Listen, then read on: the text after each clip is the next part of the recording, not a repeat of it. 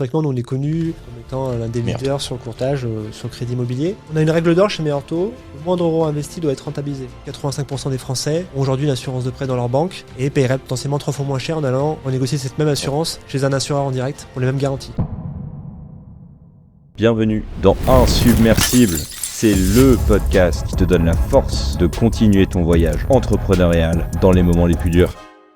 Jérémy, bonjour. Pour ce premier épisode d'Insubmersible, on est ravis de t'avoir. On est super content de pouvoir t'accueillir pendant 1 heure aujourd'hui. J'espère que tu vas bien. Ouais, très bien, merci. En forme, passe une belle fête. Exactement. Je vais t'introduire brièvement à notre audience qui te connaîtrait pas encore. Donc tu es Jérémy Lacoste, tu es aujourd'hui Head of Acquisition, CRM et Data chez Meilleur-Taux. Tu es aussi le créateur du podcast Le Déclic. Tu rédiges des articles réguliers aussi de ce que j'ai vu sur Minted. Entre guillemets, comme moi, tu es tombé dans la marmite de Google Ads quand tu étais petit. Pour notre audience, l'objectif aujourd'hui, c'est que tu nous parles un peu de ton parcours, que tu nous expliques comment est-ce qu'on devient Head of Acquisition de chez Meilleur-Taux, que tu nous partages aussi ton expérience dans la génération de prospects sur le web. Comment est-ce que tu deviens insubmersible sur ce marché et que tu arrives à résister à toutes les problématiques qu'on peut connaître. Et on parlera aussi après de 2024, de ta vision sur la lead gen, sur Google, sur aussi tes derniers épisodes de ton podcast sur lesquels tu montres les défis qui nous attendent. Présente-toi, partage-nous un peu ton parcours. Ouais, d'abord merci pour l'invitation, hyper content d'être ici. Donc moi je suis Jérémy, ça fait 10 ans que je fais du marketing digital. Je suis tombé dedans un peu par hasard, je fais du journalisme et je cherchais un job dans les médias et je candidatais dans une agence média, ne sachant pas trop ce que c'était. Et en fait c'était de la pub, une agence média. J'ai dit maintenant que je suis là, je vais apprendre sur le tas. Et donc moi qui pensais faire que des choses avec des lettres, en fait je me suis retrouvé avec un fichier Excel dès mon premier jour. C'était un peu une surprise. Mais j'ai trouvé ça hyper intéressant et puis j'ai commencé à faire du SIA. C'était 2014-2015. Okay. J'ai fait 7 ans en agence. C'est un milieu qui est très formateur, très dur aussi, très rigoureux, très exigeant. Et puis là depuis 3 ans là, je suis Head of Acquisition chez Meilleur-Taux. Quand tu as démarré en agence, comment tu as vu les évolutions de Google? Qu'est-ce que tu faisais globalement au quotidien? Ça m'a tout de suite plu parce qu'en fait on est dans le réel. C'est-à-dire que quand on pilote des campagnes sur Google Ads, c'est du vrai argent, il n'y a pas trop de droit à l'erreur. Donc moi j'adore ça parce qu'on est un peu skinning the game entre guillemets. Ça fait quelques bourdes. Ouais, comme tout le monde, hein, on a tous notre tableau de chasse de bourdes effectivement. Et en fait c'est dans les bourdes qu'on apprend le plus. Honnêtement c'est bateau de dire ça, mais c'est la réalité. Et donc ça oblige à lever un peu son niveau de jeu. Moi j'aime bien ça, j'aime bien être face à la concurrence, j'aime bien effectivement être meilleur aujourd'hui versus hier.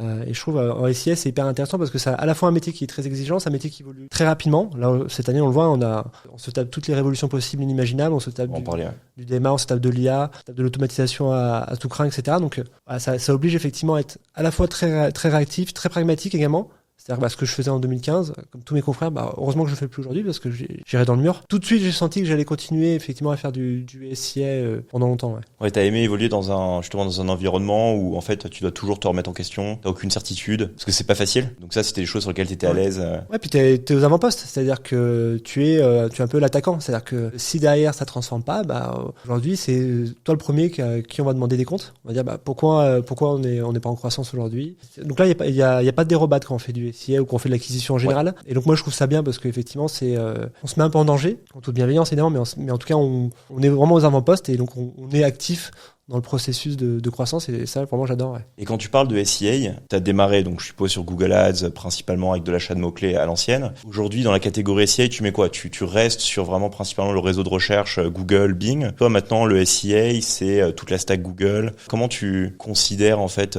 cette partie-là? Non aujourd'hui tu l'as dit le SIA avec les différents inventaires autres que le réseau de recherche et surtout depuis avec Performance Max. Honnêtement aujourd'hui l'achat de mots-clés classique c'est plutôt à la marge. Et ce qui prend le plus de temps aujourd'hui à moi mais aux équipes, c'est toute la partie production créative, toute la partie CRO que moi maintenant j'inclus dans le SIA. C'est-à-dire que je pense que si on veut être un bon expert SIA, on peut pas se cantonner juste à acheter des mots-clés parce que aujourd'hui il y a une montée en compétences globale du marché qui fait que grosso modo tous les concurrents achètent les mêmes mots-clés. Là où on va se démarquer, c'est sur le copywriting, c'est sur la production créative. Est-ce qu'on va réussir à faire de qualité et de façon industrielle? Ça, il y a peu d'annonceurs qui l'ont craqué. Moi, je prétends qu'on l'a un peu craqué, mais pas totalement. Mais voilà, en tout cas, qu'on arrive aujourd'hui à livrer assez rapidement. Et puis la partie expérience site, c'est là où il y a je pense, les gains les plus importants. Et c'est des choses qui sont complètement contre-intuitives par rapport à un consultant d'il y a 10 ans, quand j'ai démarré. Où le consultant d'il y a 10 ans, le profil, c'était plutôt un profil ingénieur, matheux, qui était dans ses fichiers Excel, avec des macros de partout. Aujourd'hui, je pense que c'est plus du tout suffisant. L'outil nous permet finalement de gagner du temps sur cette partie-là. Là, vraiment, on peut faire la différence. c'est un consultant qui a une vision de tout le business, de toute la chaîne de valeur. Comment est-ce que tu fais le pivot en tant que traffic manager à l'époque où en fait tu pouvais acheter les bons mots-clés, tu as vu du contrôle sur Google, à aujourd'hui en fait tu as de moins en moins de contrôle avec Performance Max, tu sais plus trop ce que tu achètes et du coup tes leviers d'action, comme tu l'as dit, c'est ta capacité à marketer des offres, à te mettre à la place de ton audience, faire du copywriting. Comment toi en tant que head of ou voilà ancien traffic manager, tu as fait le pivot? Comment tu continues justement à pivoter là-dessus?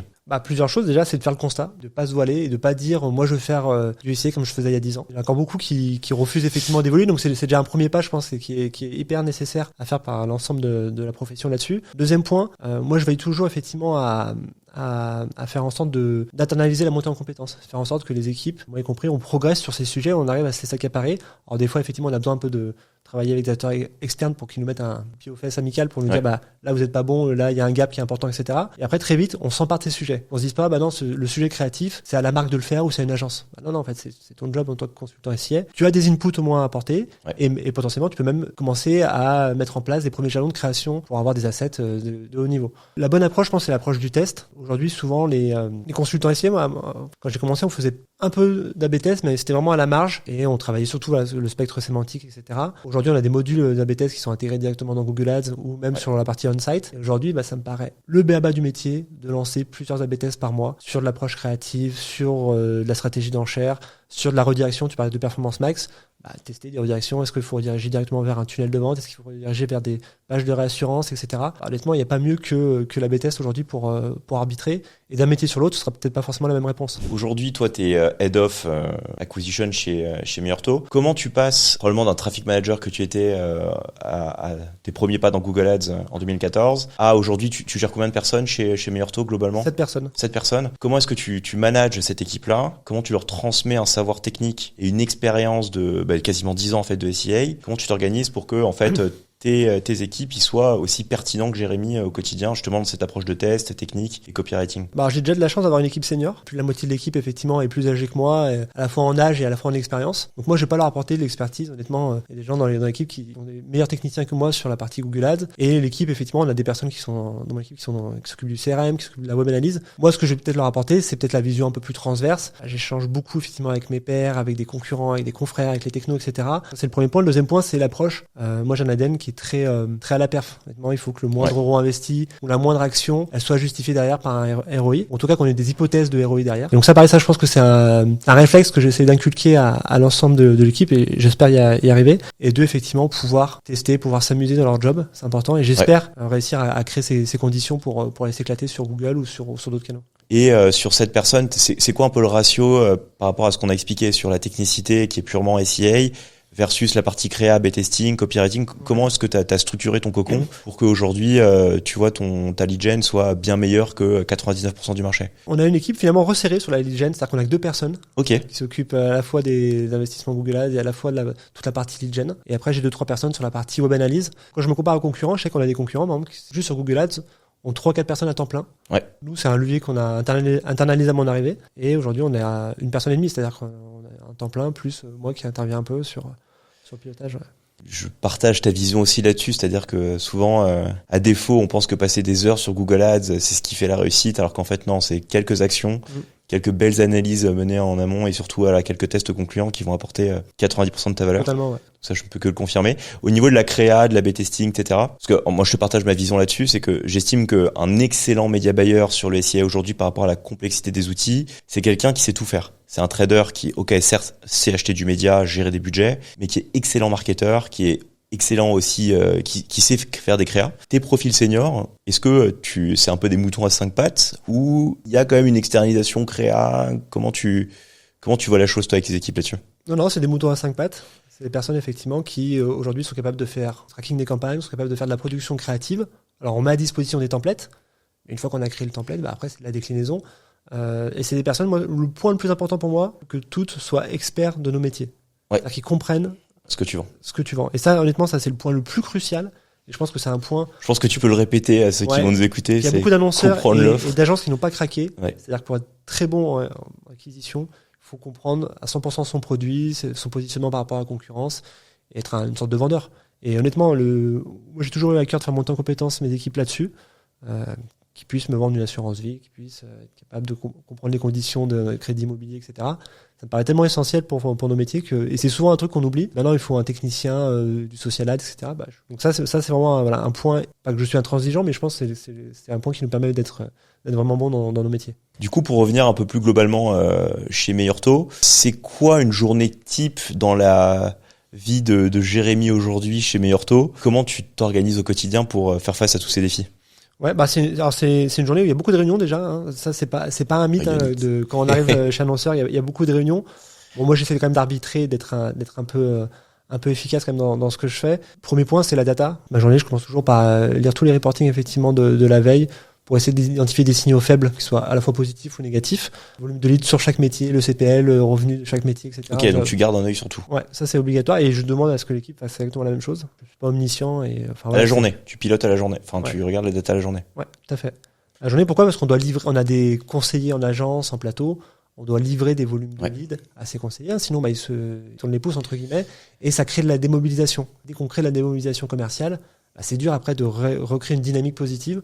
Donc faut surtout pas qu'on sous-alimente finalement les différents plateaux. Modulo le fait qu'il faut quand même qu'on reste rentable. Donc l'objectif c'est pas non plus de fournir des leads qui sont de mauvaise qualité parce que là on crée également de la démobilisation. Donc évidemment il faut toujours gérer à la fois le volume et à la fois la qualité. Et puis après le deuxième point moi c'est je fais des délits avec l'ensemble des trois teams que j'ai, à la fois la partie acquisition, la partie CRM et la partie analytics. On se considère comme une start-up. On a un rythme de delivery de start-up. Et donc, grosso modo, on est sur des séquences de delivery qui sont à la journée. Ok. C'est-à-dire que les équipes, on a des objectifs. Vraiment, on essaie j'en parle souvent avec les équipes, on me dit c'est quoi la vision, etc. Moi, je suis incapable d'avoir une vision à plus d'un mois ou deux, quoi. C'est-à-dire que dans l'environnement dans lequel j'évolue, qu'elle évolue Meilleur Taux, où on voit avec les fluctuations des taux, avec des marchés qui s'effondrent, qui étaient prospères l'année dernière, avec l'IA qui arrive, avec le contexte réglementaire qui va évoluer, je pense que ce serait une faute quasiment d'avoir une vision à 3 mois, 6 mois, 1 an. Je vois bien où on va aller, mais d'avoir un agenda, ça me paraît compliqué. Donc à minima, effectivement, on essaie de se fixer des objectifs sur la semaine, sur 2 semaines, sur 1 mois. C'est plus la méthodologie en fait. Voilà, c'est d'assurer une constance dans le test, la B-testing, l'itération, la compréhension des offres, l'évolution. Des gros jalons, etc. Et t'estimes que ça va faire le taf sur le long terme et que ça te permet de toujours être meilleur. Aujourd'hui, chez Meilleur Taux, c'est quoi, si tu peux parler un peu de volume, tes gros marchés aujourd'hui, parle de volume à la journée, nourrir les plateaux de télépro. On sait que dans la lead gen, c'est un jeu d'équipe, hein. Si t'as pas les leads, tes télépros, ils sont pas contents. Si t'apportes des mauvais leads, ils sont démotivés, ils s'en vont, t'as un turnover énorme. Comment tu gères ça et c'est quoi tes gros enjeux aujourd'hui? La répartition, elle est pas la même qu'il y a 2 ans, ou qu'il y a 3 ans quand je suis arrivé. Okay. Typiquement, le Meilleur Taux, historiquement, nous on est connu comme étant l'un des leaders sur le courtage, sur le crédit immobilier. Aujourd'hui, c'est plus le premier métier du groupe. C'est le 3e ou 4e métier du groupe. Okay. Donc, typiquement, tous les métiers de crédit, avec la crise qu'on connaît autour du logement, autour de la hausse des taux, c'est pas tant la hausse des taux qui est problématique, c'est la hausse dans une séquence très courte finalement. Ouais. Les taux à 4%, c'est plutôt bien pour les courtiers, mais que ça passe de 2 à 4% en moins d'un an, ça c'est compliqué. Typiquement, le marché du crédit se sont un peu effondrés, ça a été divisé par 2 à l'échelle nationale. Alors nous, Meilleur Taux, on a quand même mieux résisté que d'autres parce qu'on l'a identifié, on était un acteur solide avec le plus grand panel de partenaires. Et donc aujourd'hui, typiquement, on a dû rebasculer finalement les forces vives sur nos métiers de l'assurance, qui aujourd'hui constitue les premiers métiers du groupe. Donc on accompagne l'ensemble des clients sur la renégociation d'assurance de prêt, l'assurance santé, l'assurance auto, MRH, etc. Et un nouveau pan dans le groupe qui est hyper intéressant, c'est tout ce qui est, non pas du crédit, mais du placement. C'est-à-dire qu'avant, on aidait les Français à emprunter, là on les aide à investir, à mieux investir sur des produits d'épargne un peu complexes. Pour les faire fructifier, il vaut mieux soit investir, soit épargner. Donc on aide effectivement les Français là-dessus. Combien tu pouvais générer de leads sur la partie crédit versus aujourd'hui? Et toi, quand tu vois ça en tant que Head of Acquisition, comment est-ce qu'en fait, du coup, tu changes carrément de thématique, de business model et comment tu pivotes rapidement? On n'a jamais trop fait d'acquisition sur l'IMO. Il n'empêche qu'on a quand même divisé par 4 ou par 5 nos budgets, mais on n'a jamais été un gros investisseur sur cette partie-là. Et donc effectivement, quand le marché s'est retourné, il y a eu plusieurs conséquences. C'est on a dû pivoter, donc on a dû accélérer les marketing et côté acquisition sur des métiers sur lesquels on était plutôt challenger. Et ce qu'on a fait, les concurrents l'ont aussi fait. Donc d'un coup, un métier comme l'assurance de prêt est devenu très sexy pour tout le monde. Pourquoi? Parce que 85% des Français ont aujourd'hui une assurance de prêt dans leur banque et paieraient potentiellement 3 fois moins cher en allant renégocier cette même assurance chez un assureur en direct pour les mêmes garanties. Donc là, tous ceux qui faisaient du crédit IMO, on a tous basculé. Donc là, ça, comment tu gères, comment tu dis à ton équipe, on arrête le produit qui faisait succès depuis des mois, à demain, t'onboard sur une nouvelle offre, tu reconstruis tout, ton funnel marketing, tes campagnes, comment tu gères? Et ben c'est là où je disais, moi j'ai pas de planning à plus de 2 mois, donc c'est Ce qui est logique. voilà, donc c'est plutôt culturellement c'est plutôt accepté dans les équipes, et puis on voit que c'est un métier de croissance de relais, donc c'est-à-dire que toutes les forces vives de l'entreprise ont mis à accélérer là-dessus, donc on a profité pour refondre l'ensemble de l'expérience client, pour avoir un tunnel digital, pour avoir des landing pages dédiées, pour refondre toute la partie créative, pour lancer des campagnes télé sur ce produit. Quand on voit qu'effectivement l'ensemble finalement des parties prenantes s'alignent pour dire on va aller dans cette nouvelle direction, honnêtement ça crée une dynamique qui est plutôt positive. Après, ce qu'il faut réussir à faire, c'est de dire pourquoi les leads que je payais 10 euros il y a un an, pourquoi ces mêmes leads maintenant je dois les payer 20 euros, 30 euros. Ouais. Est-ce qu'on est 50 à vouloir les acheter alors qu'il y a un an on n'était que 10? Et ça, culturellement, voilà, ça c'est quelque chose, effectivement, ça demande aussi de la pédagogie c'est là où accepter. Ton administration, enfin ton DAF t'adore. Voilà, exactement. Après, moi, c'est des gens très intelligents, donc ils comprennent, mais il faut planifier dans les budgets, il faut, en disant, ok, on est prêt à les payer 30 euros, mais la contrepartie, c'est qu'il faut qu'on les transforme beaucoup mieux. Comment on les transforme mieux? On allège le parcours client, on muscle la force commerciale. On essaie d'étendre le panel d'offres, etc., etc. Comment tu gères d'ailleurs cette partie budget? Parce qu'on sait que sur la lead gen, théoriquement, quand tu es dans le feu de l'action et que tu vois que tu as des funnels qui marchent très très bien, tu peux bourriner sur du SEA, etc. Probablement que t'as pas les mains libres. Comment tu fais l'arbitrage avec tes équipes en disant ok, là j'ai des campagnes qui marchent très très bien, on pourrait faire beaucoup plus. En même temps, on n'a pas le budget, ou on devrait l'avoir, on perd de l'argent. Comment tu gères ça? On a une règle d'or chez Meilleur Taux, c'est que le moindre euro investi doit être rentabilisé. C'est-à-dire qu'on ne compte pas, dans nos modèles de projection, on ne compte pas sur la ventilation payant organique pour dire on veut être rentable à la moyenne. Il faut que le payant soit rentable par lui-même. Donc ça suppose un pilotage de mon père de famille, entre guillemets. Ouais. Ça, c'est le premier point. Le deuxième point, c'est on a une autre règle d'or qui est tant que je suis rentable, j'investis. Que nous, on appelle les coûts de traitement, mais finalement, c'est la force commerciale. Elle va suivre. C'est-à-dire que si on voit qu'un métier, on est très rentable, c'est le cas de certains métiers en ce moment, on recrute. Et finalement, on va essayer de régler ça. Ça peut-être pendant 1 ou 2 mois, ça sera surchauffé dans les plateaux. Mais avec la politique de recrutement, de formation, etc., on va réussir effectivement à traiter ces leads. Voire même sur certains métiers, on externalise un peu. On est aidé effectivement par des plateaux pour sur des périodes fortes à être en capacité de traiter l'ensemble des leads. Donc tout le monde se parle chez vous et vous avez une super agilité. On peut faire mieux, honnêtement, faut être assez humble, on peut faire mieux, etc. Mais en tout cas, on se met pas de barrière à la croissance. Parce que c'est vrai que nous, ça peut être une frustration qu'on a parce que nous, on est en acteur, en fait, on va nourrir des acteurs comme vous. C'est vrai que parfois, nous, on peut être frustré de voir que t'as des campagnes qui surperforment, tu pourrais faire beaucoup plus et ton acteur derrière, il est pas prêt parce qu'il a pas le bon télépro, parce que les plateaux sont déjà surchargés. Et il rate les opportunités. Tu as parlé de parties externes, etc. Aujourd'hui, chez Meilleur Taux, est-ce que sur la partie purement acquisition, tu as cette philosophie de te dire je fais tout en interne ou j'accepte de travailler avec des partenaires qui vont nourrir mes productions de leads en période chargée? Ouais, alors je suis plutôt sur une culture de l'internalisation que j'ai fait en arrivant chez Meilleur Taux. Pour 2 raisons. Je pense qu'on est meilleur quand on connaît bien le produit, on connaît bien la maison. On travaille sur des métiers complexes, mais tout ce qui est métier banque, finance, etc., qui sont très réglementés. Il faut baigner dedans pour être vraiment très bon. Et deuxièmement, pour être agile, en tout cas être réactif plutôt. C'est plutôt ça le bon mot. Travailler sur des objectifs qui sont à la journée. Il n'empêche qu'on fait quand même de la presta sur des problématiques sur lesquelles on n'a pas les compétences en interne. Donc par exemple ponctuelles sur de la data science, etc. On va travailler effectivement avec des prestats ou sur de la lead gen. Sur la lead gen, des fois, on n'est pas en capacité d'accélérer très fortement sur une période donnée. Effectivement, on travaille avec des partenaires pour de la génération de leads de qualité. Il y a des métiers où on sait générer des leads, mais on ne sait pas générer des leads sur un certain type de profil. Ok. Donc pour la mise en place de filtres, on dit aujourd'hui, par exemple, sur un métier comme le rachat de crédit, ce qui nous intéresse, tout le marché, c'est profil propriétaire avec un certain montant, etc. Bon, aujourd'hui, on sait générer des leads sur le rachat de crédit. Par contre, sur ce type-là, en volume, compliqué parce qu'on va avoir plein de déchets. L'avantage de passer par une agence comme la tienne ou d'autres, c'est que finalement la charge des déchets elle est chez vous. C'est brouillé avec les déchets. Voilà, et nous on garde que le nectar finalement, que les leads qui nous intéressent et que l'on sait transformer. Est-ce que du coup, pour rendre ça un petit peu plus concret, t'as des exemples un peu de dingueries qui vous sont arrivés sur la lead gen, parce que on sait qu'on se bat à longueur de journée avec Google, avec toute la partie social ads, etc. Est-ce que t'as des petites pépites à nous donner où vraiment là vous étiez un peu dos au mur et tes équipes ont trouvé des solutions, etc. Et comment tu gères ça de l'interne, parce que quand t'es presta, souvent ton client comprend pas. Typiquement, quand Google s'est mis à diffuser sur un site display catastrophique, etc. Venant de toi, de l'interne, est-ce que tu as aussi ce partage d'expérience et comment tu gères ça avec tes équipes, tes plateaux quand ça arrive, tu vois? Par exemple, sur la lead gen, on a eu des fois la surprise désagréable de voir qu'en fait les leads qu'on achetait, c'était pas des leads exclusifs. Souvent, on va se mettre d'accord, on va être prêt à payer plus cher une fiche parce que en échange, on on a l'assurance que cette fiche, elle nous est transmise uniquement à nous.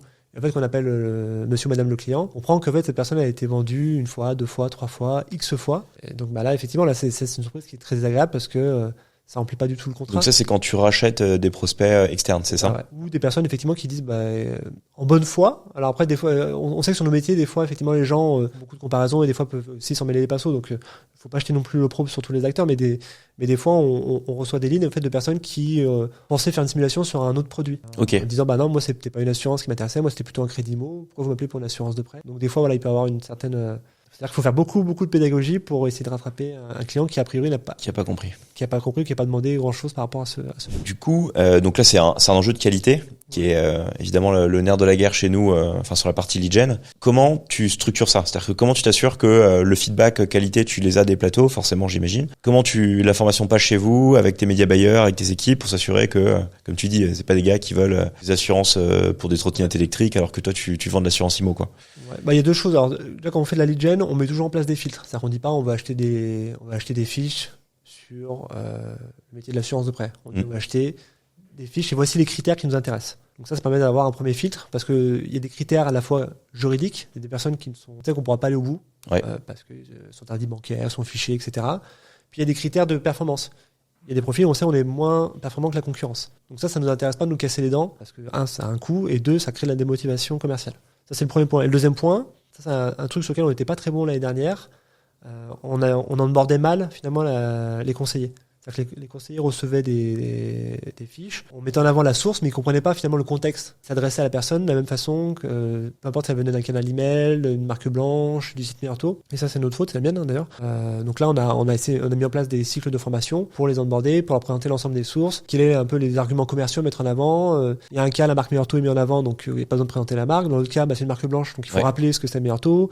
Dans le troisième cas, la personne, elle va être rappelée par des concurrents, peut-être avoir une approche plus agressive, dans le bon sens du terme. Donc ça, c'est hyper important. Et le troisième point qu'on a mis en place, c'est le feedback un peu automatique. Lorsqu'on pilote ces partenariats, effectivement, on a ce qu'on appelle des motifs de perte. Et donc toutes les opportunités, toutes les fiches qui sont perdues, à chaque fois, le conseiller intègre un commentaire pour dire pourquoi il était perdu. Est-ce que la personne était injoignable? Est-ce que c'était un faux numéro? Elle n'était pas au courant de l'offre, etc. Et ça, c'est des feedbacks qu'on partage à chaque fois à 100% à nos partenaires en lead gen. Et ça, comment est-ce que tu matérialises concrètement ce partage d'informations qui est globalement le nerf de la guerre, que ce soit en interne ou en externe? Vous avez des outils que vous avez développés in-house, vous utilisez des CRM du marché. Comment vous avez structuré ce process? Ouais, on a un CRM, on a Salesforce comme la plupart des acteurs, effectivement. Donc on collecte cette partie-là.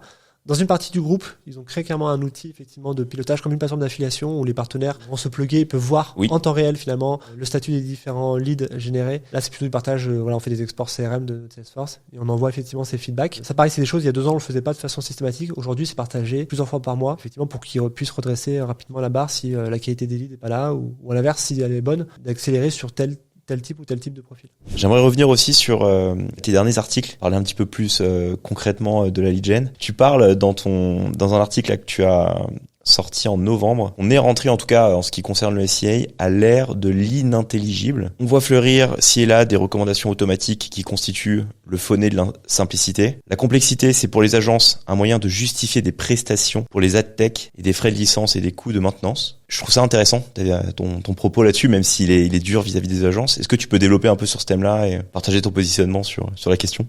Effectivement, à l'écrit, quand on lit quelque chose qui est écrit, ça fait toujours très difficile. Ça fait toujours très dur. Non, mais grosso modo, moi, je me méfie toujours de 2 profils. Je me méfie des profils qui sont trop experts pour expliquer leur métier, qui, quand tu leur montres ce qu'ils font, au bout de 5 minutes, tu comprends pas, et puis ils te montrent vraiment que c'est très difficile ce qu'ils font. Donc ça, pour moi, ça déclenche toujours un red flag. Et le deuxième profil, pour lequel j'ai une méfiance, c'est aussi les profils qui sont best practice. Les personnes qui, à l'inverse, te vantent les mérites à 100% d'une techno, quelle qu'elle soit, Google, mais autre. Comment on fait pour effectivement s'éloigner de ce type de profil? On revient à des basiques, c'est-à-dire que le marketing, ça reste quand même un coup de bon sens. Il faut comprendre son produit, il faut le marteler, et il faut cibler les bonnes personnes. La bonne approche, c'est, encore une fois, de faire des tests. C'est de penser son parcours client. Souvent, les boîtes, en ce moment, c'est le cas, se lancent dans des projets d'IA hyper compliqués ou par exemple, des projets d'attribution, MMM avec des modèles de données, avec différentes variables matricielles, etc. Une usine à gaz qui fait qu'il faut 6 mois, 1 an pour livrer un premier POC. Et en fait, on a perdu l'ensemble de la boîte dans ce projet. Et derrière, on arrive à un truc qui fonctionne, mais qui est inintelligible, plus personne ne comprend rien, et qui sclérose la prise de décision. Moi, souvent, je préfère un peu sacrifier. C'est-à-dire que si j'ai le choix entre la performance et l'intelligibilité, je préfère toujours l'intelligibilité. Pourquoi ? Parce que ça permet de fédérer, ça permet de comprendre, ça permet de se mettre d'accord sur un KPI, ça permet d'avoir une direction qui est partagée par tout le monde. Et ça, comment tu le gères au quotidien? Parce que c'est facile en tant que média buyer, où on sonne tous arrivés de se prendre de passion par les outils, la complexité de Google, et en fait de passer des heures à regarder tous les rapports, comme tu dis, les modèles d'attribution, c'est de te sortir des analyses dans tous les sens. Alors qu'en fait, le problème, c'était que ton site, il était pas responsive, ou que le bouton était en dessous de la ligne de flottaison. Comment tu t'assures que tes équipes, justement, sur une journée, elles passent pas leur journée à analyser des conneries et juste faire la bonne action? C'est-à-dire que pour moi, c'est tout part ce qu'on appelle la North Star métrique, c'est-à-dire d'avoir un KPI majeur auquel on est tous alignés. L'écueil, souvent, par exemple, dans les boîtes, c'est de dire, moi, j'ai mes données, et toi, tu as tes données, et en fait, mes données, elles me disent pas la même chose que toi. Ça, c'est un truc qu'on a interdit dans l'équipe. Ok. C'est-à-dire qu'on a tous le même dataset.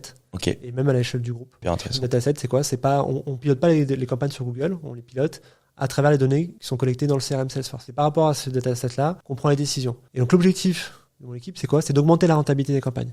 Et ça, cet objectif, il est clair, il est net, et il est vrai pour tous les produits. Et donc, ta North Star métrique, c'est le ROI finalement chez vous? C'est ça, on a créé une métrique même interne qu'on appelle le ratio. Okay. Le ratio, c'est quoi? C'est tout simplement la différence entre le revenu par lead et par le coût par lead, moins les coûts de traitement. Les coûts de traitement, c'est quoi? C'est les salaires. Donc, c'est-à-dire que toute chose égale par ailleurs, une fois qu'on a défalqué l'ensemble des coûts, il faut qu'on soit à 1 plus quelque chose. Et donc ça permet quoi? Ça permet d'avoir une même métrique pour l'ensemble des métiers, pour l'ensemble des leviers, pour l'ensemble des sources de trafic. Et le SEO, on le pilote également comme ça, l'email, on le pilote également comme ça. Donc, comment tu arbitres, parce que là je vais te poser une question un peu plus technique, mais ce qui est important, mais sur le SEA typiquement, on perd vachement de contrôle aujourd'hui, on n'a plus accès à un grand nombre d'informations qu'on avait par le passé. Moi, c'est ce que j'explique à mes équipes chez X-Studio, c'est qu'il faut accepter que parfois tu peux pas tout maîtriser, que tu vas diffuser sur des placements qui sont pas celles que tu voudrais et tu peux rien y faire. Comment justement t'arrives à, par exemple, Performance Max, où on a très très peu d'informations sur Google aujourd'hui, sur où on diffuse, comment t'arrives à arbitrer ta North Star métrique qui est, ok, le ratio, on doit faire globalement le plus de profit possible, avec cette perte de contrôle qu'on a au fur et à mesure. Comment tu te débrouilles dans cet environnement? Bon, sur Performance Max, ça a quand même évolué dans le bon sens. Faut quand même rendre hommage à Google, c'est-à-dire qu'il y a 2 ans, c'était une boîte noire absolue. Aujourd'hui, on commence finalement à avoir des leviers de pilotage sur lesquels on peut impacter, que ce soit la partie créa, la partie audience, la partie redirection. Quand même, Google va dans le bon sens. Après, moi, j'ai jamais été fan du mythe. Il faut tout contrôler ou il faut tout savoir pour prendre la bonne décision. Plutôt l'inverse, c'est-à-dire que je pense qu'on peut commencer à prendre des décisions lorsqu'on a 50-60% de l'information. Okay. Et que finalement, si on a une métrique sur laquelle on est tous d'accord, peu importe que ce soit une boîte noire ou non, si la campagne elle est performante par rapport à cette métrique, il faut foncer et il faut essayer effectivement de tordre pour augmenter son empreinte. Nous, c'est ce qu'on a fait chez Meritor. Aujourd'hui, Performance Max, c'est plus d'€1 sur 2 qui est investi sur cette campagne parmi le budget Google. Donc ça représente des campagnes qui sont assez importantes en poids. Et pourquoi? Parce qu'elles sont rentables, tout simplement. Et dans Performance Max, vous utilisez toute la grille de Google, à savoir le format vidéo pour YouTube, le format créatif pour la partie display, le search. Ouais, c'est ça. Alors, ce qu'on va faire, c'est qu'on va mettre des garde-fous. Dans mon podcast Déclic, je le dis souvent, je suis un ayatollah de l'exclusion. Aujourd'hui, sur notre compte, on a 150 000 mots-clés en exclusion. En inventaire, on a des dizaines de milliers d'inventaires en exclusion. Donc ça, c'est un premier garde-fou. À défaut de contrôler, au moins... C'est ça, tu pars du bas. Ça, c'est le premier point. Deuxième point, c'est qu'on met en place beaucoup de tests. Au début, on a une approche avec, on a testé une campagne égale un groupe d'éléments. Aujourd'hui, dans chacune de nos campagnes, on a une quinzaine de groupes d'éléments qu'on a B-test. Soit on change l'approche créative, soit on change la redirection. Donc, finalement, peu importe un peu après comment Google diffuse, nous, ce qui nous intéresse, c'est est-ce qu'on va réussir à augmenter la rentabilité sur ces groupes d'éléments, quoi. Et comment tu arrives à allier cette contrainte de ROI que tu as au quotidien, à la journée, comme tu l'expliquais, avec des outils comme Performance Max, où le discours ambiant de Google, c'est de te dire, non, mais les premiers jours, l'algo, A/B test, patati patata, accepte globalement de perdre beaucoup d'argent. À quel moment tu dis stop, ma campagne, elle est pas rentable, j'arrête, ou au contraire, on laisse tourner parce que c'est le jeu? Comment tu gères ça? D'après mes équipes, je dis stop trop vite. Donc ça, c'est un combat quotidien que je dois mener vis-à-vis de moi-même. On a de la chance, franchement, chez Meritor. Moi, j'ai jamais connu ça en agence. Parmi tous les clients que j'ai accompagnés, on fait énormément de tests. Il y a le module d'A/B test, en plus de tous les autres qu'on lance. Et honnêtement, par exemple, on a Performance Max, on l'a lancé en bêta test. Mangen, on l'a lancé en bêta test. Ouais. Discovery Ads, pareil, en bêta test. À chaque fois qu'il y a une bêta, honnêtement, on se met dans la roue et on se lance. On essuie aussi les premiers pots cassés. Mais moi, je pense que c'est bien d'être dans les premiers pour appréhender le modèle, pour créer une dynamique, pour montrer effectivement. J'essaie de créer une relation de partenariat avec Google Alors même si je suis un peu dur avec eux dans mon podcast, j'essaie effectivement dans mon travail de montrer qu'on est plutôt partenaire, que dès qu'il y a une bêta, on est hyper T'es là pour tester, quoi. Voilà, hyper impatient de tester. Et après, voilà, il y a quand même la logique marché. On a des budgets de test qui sont quand même bien, qui sont plusieurs dizaines de milliers d'euros par mois, sur lesquels on va faire des choses. Ok, donc toi, tu acceptes de dire ce mois-ci à tes équipes, on va cramer tant en test pour tester les nouveaux outils de Google, peu importe globalement le ROI. Alors, je suis pas sacralisé non plus à un budget, parce que quand on sacralise un budget de test, je trouve que ça n'oblige pas à avoir un focus dessus. C'est-à-dire que moi, je suis hyper partant pour tout tester, mais je demande qu'il y ait un suivi, par contre, à la culotte. C'est-à-dire ok, on teste, mais l'ambition, c'est que ça réussisse. Et donc, ça veut dire quoi? C'est-à-dire que si on lance le test, tous les jours, on optimise, on suive, on essaye effectivement d'améliorer ce test. Et pas juste on le setup et on le laisse tourner, on verra dans 2 semaines. Tu peux cramer, mais tu crames avec intelligence. Il faut en faire un succès en tout cas. T'es plus Performance Max ou Demand Gen Search? Performance Max, clairement. Genre. Moi, je tape beaucoup sur Performance Max. J'ai quand même du mal avec cet outil. On va utiliser plus du Demand Gen, du Search et du YouTube en silo versus PMax. Ouais. Donc toi, tu penses que c'est mieux globalement de tout mettre dans cette boîte noire. Je sais pas. Après, on a compris. Mais... Non, mais c'est le retour que j'ai. Et surtout, je pense, mon pari sur l'avenir, c'est que je pense que d'ici 2 ans à partir de maintenant, je pense qu'on n'aura plus beaucoup de choix en fait. C'est-à-dire que grosso modo, on va avoir 2-3 campagnes, des campagnes Search, des campagnes Performance Max, et peut-être YouTube. Et donc, on n'a pas le choix de réussir sur cette campagne-là. Puis voilà, moi, au lieu d'en faire une contrainte, j'en fais plutôt une opportunité en me disant, il y a beaucoup d'annonceurs qui vont à reculons parce qu'ils sont pas matures sur la partie créative, parce qu'ils sont pas matures sur la partie audience. Et donc, je fais en sorte qu'on soit les premiers à être matures sur cette partie-là. Dans ton podcast, il me semble, tu parlais des récentes révélations de Google sur tout ce qui est manipulation d'enchères, etc. Qu'est-ce que t'en penses de ça? J'en pense que c'est un peu le poteau rose, c'est-à-dire que c'est des choses, quand tu fais du media buying depuis plusieurs années, c'est des choses sur lesquelles on a tous un peu une intuition, sans forcément mettre les mots, sans forcément mettre des preuves. Et on voyait bien qu'on avait des un peu discordus parfois, que la marque, à l'époque, je me rappelle, j'ai acheté ma marque 1 centime. Aujourd'hui, aucun exemple, et peut-être que je veux bien qu'on me montre des exemples, mais d'annonceurs qui arrivent à acheter leur marque 1 centime aujourd'hui. J'ai l'impression que ça n'existe plus. C'est ce qui explique Google, qui met des socles, des planchers. L'avantage de faire ce podcast, c'est que ça me permet de me replonger un peu dans les techniques, dans la Bible Google, donc dans le support, etc., où normalement on a toute la donnée la plus transparente qui soit. En tout cas, c'est pas indiqué que effectivement il n'y a pas de contre-indication au fait d'acheter 1 centime la marque. Aujourd'hui, ça n'existe plus. Et surtout dans ce que disent dans ce procès antitrust, c'est intéressant parce que c'est un employé de Google qui le dit. Pour atteindre les objectifs trimestriels, des fois on augmentait de façon un peu arbitraire les enchères. Et dans sa déclaration, il dit c'était plus 10, plus 15%. Il faut aussi penser que c'est une déclaration, donc peut-être que c'est pas plus 10, plus 15, mais c'est peut-être plus 80, plus je sais pas quoi.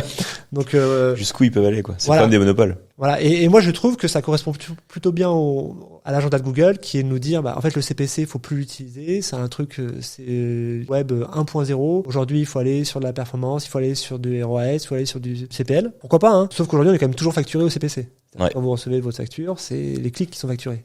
C'est ça, c'est ce qu'on a envie de leur dire. C'est ok, nous on veut bien être facturé à la performance, mais joue le jeu avec nous. C'est ça. Alors il y avait les campagnes display, on pouvait payer à la conversion. Ça n'a pas duré longtemps. Ouais. Ça peut durer longtemps, comme tu dis. Est-ce que aujourd'hui tu te dis ok, je vais quand même continuer, tu vois, sur un panel de 100%. Je sais que Google entre guillemets truque certaines enchères. Je continue à fond avec eux. Ou est-ce que parfois tu peux te dire 80% de mon budget, je vais le laisser sur Google, mais je vais quand même aller faire 20% ailleurs parce que j'en ai marre de cette situation de monopole qui me crame en fait du budget de manière non nécessaire. Ouais, 3 choses.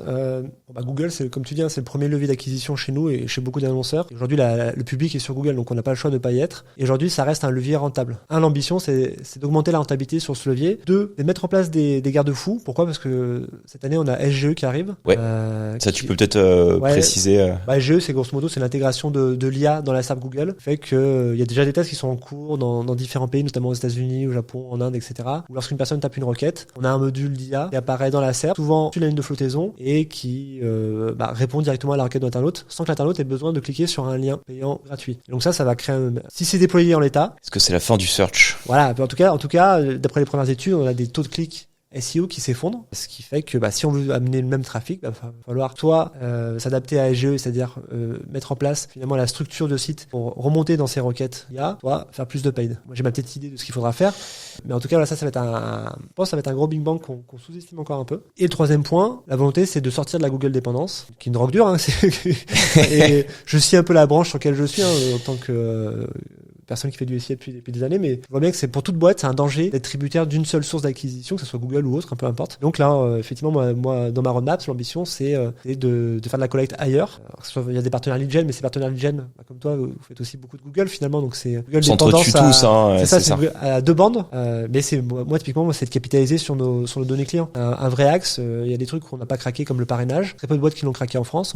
On a tous Boursorama en tête. Bah voilà, ça c'est un truc qui est hyper intéressant. C'est-à-dire qu'au lieu de donner millions à Google, bah pourquoi pas rémunérer en millions nos clients qui nous apportent d'autres clients. Et si on reste sur le domaine du paid aujourd'hui, je discute avec beaucoup d'acteurs. C'est vrai que la Google dépendance est un vrai problème, notamment par rapport à ces problèmes aussi de monopole et de manipulation des enchères. Comment tu vois l'émergence des nouveaux leviers, tu vois, d'un TikTok qui commence à devenir prépondérant? Je lisais ça l'autre jour, je sais plus combien, mais je crois qu'il y a 20% maintenant des 25-35 ans qui font des recherches d'abord sur TikTok avant de le faire sur Google. Comment tu appréhendes ça? Est-ce que t'es plus dans une logique, en fait, je vais travailler plutôt sur mon audience, ou je vais aller faire du paid mais ailleurs? Ça, c'est un bon point, effectivement. On suit attentivement ces nouveaux leviers. Moi, je suis un très grand consommateur de TikTok à titre personnel. J'ai pris la vague pendant le Covid et je trouve ça un super réseau social. Aujourd'hui, pour une marque comme Meilleur Taux, c'est difficile, en tout cas. Ou en tout cas, on n'a pas trouvé encore la bonne approche pour s'implémenter dans ces écosystèmes-là. Parce qu'on parle de produits qui sont, a priori, pas TikTokisables au premier abord. C'est-à-dire qu'on parle d'assurance. Pourtant, tu fais de la vidéo sur YouTube, donc ça peut s'y apparenter. On n'a peut-être pas trouvé la bonne approche. On a testé un peu, honnêtement, on a mis l'adéquation entre le public et finalement nos contenus. Par contre, effectivement, on regarde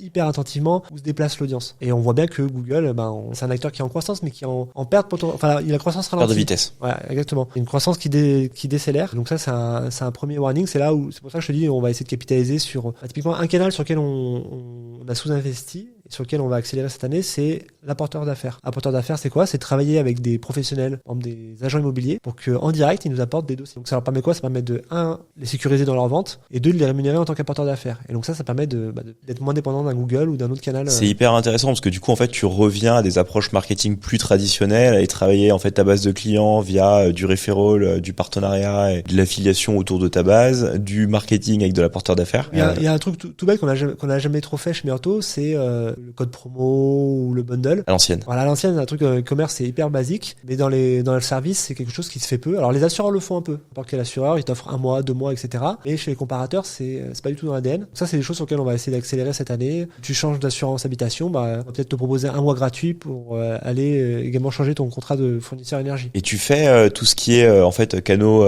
traditionnels. J'ai même envie de pousser au max. Est-ce que tu fais de l'envoi postal, par exemple? De moins en moins. Et vous faites, je sais pas, de l'affichage dans le métro, de la radio, de la télé? On a des agences, ça nous différencie de nos concurrents. On a 360 agences dans tout le territoire français. Pourquoi? Parce qu'on voit qu'effectivement, lorsqu'on fait un projet aussi important qu'un crédit immobilier, on aime bien quand même avoir un contact conseiller. Et donc là, il y a de l'affichage, etc. Sur du prix, on en a fait, par exemple, notamment quand on a lancé notre application l'année dernière. C'est frustrant parce que le ROI, il est difficilement mesurable. C'est sûr que c'est pas à la journée que tu peux piloter. Moi qui carbure qu'au ROI, qu'à la mesure, là, honnêtement, c'est des campagnes radio. Ouais, faut changer un peu de mindset sur ce type d'approche et c'est compliqué, quoi. C'est-à-dire qu'on a mis un QR code, mais finalement, il y a peu de gens qui ont envoyé une campagne de pub dans le métro vont dire tiens, je vais flasher le QR code. On voit que c'est quelque chose qui est peut-être un peu en décalage, donc ça, on le fait de moins en moins. Ouais. J'aimerais revenir aussi ce que tu disais sur tout ce qui est RGPD, le DMA en 2024. Comment tu appréhendes ces sujets qui sont, pour tout acteur en fait aujourd'hui qui achète du média sur Google et autres, va être un gros enjeu en 2024, quoi. J'ai l'impression qu'on sous-estime l'impact du DMA. En tout cas, moi, il y a... Peut-être que tu peux redonner rapidement à l'audience ce que c'est. Ouais, le DMA, c'est le Digital Market Act. Grosso modo, c'est un règlement au niveau européen où la Commission a identifié 6 gatekeepers. Ces 6 gatekeepers, c'est quoi? C'est les GAFAM, grosso modo, en disant maintenant, Google, Facebook et compagnie, vous devez vous assurer de la bonne collecte et du bon consentement des données personnelles de l'ensemble de vos clients. Donc, qu'est-ce qui se passe? C'est-à-dire que, grosso modo, si on voit que certains annonceurs collectent de façon disproportionnée ces consentements ou en tout cas les stockent mal, la Commission européenne ne va pas se retourner vers l'annonceur mais va se retourner vers un de ces gatekeepers. Ce qui fait qu'on a commencé à recevoir des communications de Google récemment en disant à partir de mars 2024, il va falloir que vous mettiez tous en ordre de marche, sinon on coupe les campagnes. Et donc là, on a des rendez-vous avec des account managers, on a des webinars, etc. Il y a même des premiers bandeaux qui apparaissent sur les comptes Google en disant il faut mettre à jour le consent mode. Là, je trouve que Google fait plutôt un bon travail, honnêtement, de pédagogie. Il était temps. Ouais, il était temps, mais en tout cas, ils ont le mérite de le faire et les autres GAFA, moi, j'ai pas eu de... C'est vrai que sur Meta, etc., on n'a rien. J'ai pas eu grand chose, donc là, je reconnais que Google le fait plutôt bien. Et après, ça va dans le sens de l'histoire, honnêtement. Donc, je pense qu'il va y avoir un podcast, un peu comme sur la RGPD où il y a des annonceurs qui sont toujours pas clean. Il va falloir attendre les premières amendes pour... Et tu vois des différences parce que nous, en tant qu'annonceurs, traders, plus tu mets des bannières dans tous les sens de consentement, 15 000 cases à cocher, plus forcément t'as de la déperdition. Il y a quand même des grosses sommes en jeu. Comment est-ce que tu arrives à jongler entre la législation, le DMA, ce que tu dois mettre sur ton site et la réalité du business qui est que il faut que tu maintiennes tes taux de conversion, sinon en fait c'est toute ta chaîne, tout ton profit qui s'écrase, quoi. Nous, on traite des données sensibles, des données de santé, des données bancaires, donc on est intransigeant sur protection des données clients. Et là-dessus, ça va plutôt dans le bon sens parce que ça crée de la réassurance et c'est le pacte de confiance avec lequel on signe avec nos clients. Donc ça, il y a pas de souci. Et le deuxième point, ça nous pousse à être inventif. Et typiquement, ce qu'on essaie de pousser, c'est une expérience de plus en plus loguée sur notre site, à l'Amazon entre guillemets, et que la personne est reconnue, elle est loguée, on n'a pas besoin de lui demander 10 fois son consentement lorsqu'elle revient parce qu'on sait que c'est Thomas qui est venu sur le site, etc. Et donc hyper intéressant. Voilà, donc ça nous pousse effectivement à capitaliser sur les données qu'on a déjà en base et ça permet d'améliorer l'expérience client. Donc fondamentalement d'une contrainte légale, on essaie finalement d'en faire un actif marketing assez fort et qui permet qui va plutôt dans le sens de l'expérience client optimale. Donc je pense que c'est plutôt... Ça fait lien avec ce que tu expliquais tout à l'heure, sur le fait de travailler sur ta base, en fait, d'être acteur aussi et propriétaire de tes bases de données, finalement. Exactement. De tes cookies, de ce que tu connais de ton audience, pour leur offrir des expériences personnalisées. Ceci dit, t'as observé quand même des baisses de transfo, purement par A/B testing, sur le fait de tester ces parcours, ou au contraire, nous, on l'observe en tout cas chez Studio, plus généralement tu vas être précis dans ce que tu fais, des cookies, tu annonces, etc., plus la qualité de tes leads augmente, et plus finalement ton taux de conversion augmente, quoi. Je dirais que ça fait le tri entre finalement les bons et les mauvais leads. Est-ce que c'est quelque chose que tu partages ou pas du tout? Si. Nous on partage sur le parcours. On voit qu'aujourd'hui on a des parcours qui sont très très exigeants avec beaucoup d'étapes, etc. Il y a de la déperdition, mais l'avantage effectivement c'est que la qualité des leads est souvent bien meilleure. Ça permet de trier le bon grain de livret. On voit que fini de bout en bout on est quand même gagnant finalement. Faut pas créer des frictions, mais on voit que en fait en tout cas d'être transparent, d'apporter un éclairage pertinent, exhaustif, ça va quand même dans le sens de l'histoire. Et honnêtement les clients aujourd'hui sont habitués à avoir ce type de données. Nous on est plutôt côté, on va plutôt penser à la protection des données clients. C'est nécessaire de toute façon. Voilà, c'est important parce que si ça c'est rompu, il n'y a plus de business derrière. Ouais. Donc faut toujours penser long terme et on peut pas être à la journée pour le coup. Il nous reste plus beaucoup de temps. Petite question un peu du moment. Vous utilisez ChatGPT au quotidien pour vous aider sur le SEA ou tu es contre? Non, je suis pas du tout contre. Au contraire, on l'a utilisé pas mal. Notamment il y a un an, on a fait pas mal de tests. Moi, j'en ai fait aussi à titre personnel. Aujourd'hui, l'uplift qu'on observe sur ChatGPT, c'est personnel, c'est plutôt sur la partie code, script. Je trouve par exemple sur la partie copywriting, matrice mots-clés, j'ai le sentiment qu'on fait mieux avec les outils actuels. Typiquement, matrice mots-clés, on a des licences SEMrush ou autres, où on a Keyword Planner qui, honnêtement, constitue quand même des bases de données hyper robustes. La partie copywriting, pareil. ChatGPT, ça reste un outil qui est entraîné sur de la base de données anglo-saxonne. Et j'ai le sentiment, effectivement, lorsqu'on est sur du copywriting français, à date, on est encore meilleur. Ça va durer, ça, je sais pas. Par contre, effectivement, moi, je l'ai utilisé pour créer des petits scripts sur Google, pour créer du code, etc. Et là, honnêtement, c'est hyper intéressant, hyper bluffant. Là, nous, on va utiliser l'IA, c'est plutôt pour l'intégrer à nos produits. Typiquement, aujourd'hui, par exemple, lorsqu'un lead est généré sur Meilleur Taux, on a un score en temps réel qui est modélisé, et ça, c'est via l'IA. Et ce score-là, finalement, on l'envoie à Google.